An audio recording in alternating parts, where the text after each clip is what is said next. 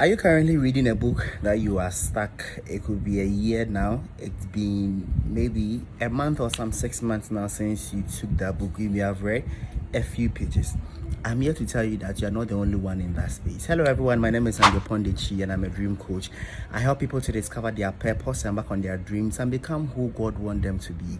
I told the story of taking my first book to read, opening the first page, reading that page, flipping over, and never reading it again till I went to secondary school when I came back. This is the book that I was telling you about. That's In the Middle of Nowhere by Rubin Yaria Koga.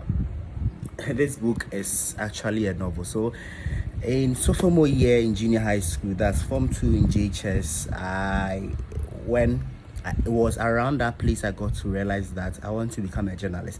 And I can't remember, I watched an interview from a prominent journalist in Ghana who made mention that one of the tools or instruments you can use to be a powerful journalist is for you to read, which I've also come to realize that reading is not only for people who want to come on TV or who want to do journalism. Reading is general and it's for everybody. So back to my story. So when I chanced on that interview and I said, okay, so I can start reading and develop my whatever it says to become the journalist I'm wanting to be. So I chanced on this book in my house or my parents' house at the time, and I read the title, obviously, read the blurb at the back, and also read the first page. So this is chapter 1, the first page. So I read this page and I flipped over. So when I was reading this page, I was kind of feeling drowsy. So what I did was that I flipped the page over. This is what I did. I flipped the page over like this to kind of remind me that, oh, that's where I've got into, and I closed the book.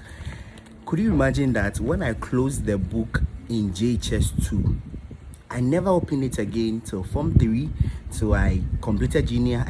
I wrote BC, sat home for about 6 months or so, went to secondary school, and I realized that people have come from so many places, were reading novels, storybooks, Christian book, and all that, and it got me motivated. And one thing that really triggered me was that one of the courses I offered in school, I offered general arts, and one of my electives was literature in English. So imagine you reading a tall list of novels and you not being able to read this, then you're not reading. So when I came home for vacation first year, I took this book and guess what? I finished it. So if you are finding yourself at the place where you have read a page of a book or you are trying to read but I find it very difficult, no